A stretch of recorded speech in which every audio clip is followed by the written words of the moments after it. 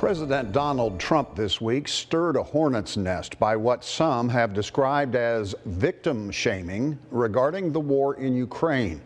In both verbal remarks and social media posts surrounding peace talks in which Ukraine is not involved, the president has laid responsibility for the war at the feet of Ukraine President Volodymyr Zelenskyy.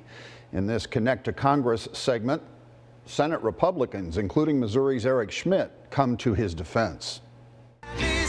President Trump continued his war of words with Volodymyr Zelenskyy hours after calling the Ukrainian president a dictator. President Zelenskyy talked the United States of America into spending $350 billion to go into a war that basically couldn't be won. Mr. Trump has accused Zelenskyy of mismanaging U.S. aid to Ukraine amid the country's three-year war with Russia. Biden never tried. Europe has failed to bring peace, and Zelenskyy probably wants to keep the gravy train going. Yesterday, he blamed Ukraine for the invasion. Do those comments concern you?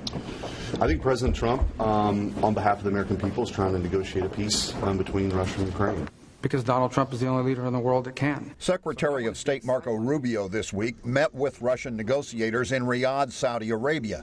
Kyiv was not invited to the meeting, and Zelenskyy has asserted Ukraine will not abide by any agreement to which the war-torn country is not a party. A senior White House official told CBS News the president's comments came in response to Zelenskyy saying President Trump is living in a, quote, disinformation bubble. Well, I think somebody's giving Zelenskyy really bad advice. On CNN Wednesday evening, Senator Eric Schmitt stopped short of repeating Trump's dictator label for Volodymyr Zelenskyy, but he supported the president's demand for a new election in Ukraine. It's just hypocritical to claim that you are a true, free democracy when you're unwilling to hold elections. I think that's the only point that President Trump was making. We were scheduled to speak today with Senator Josh Hawley on the Ukraine situation, but his office canceled, saying Senate floor votes would not allow it.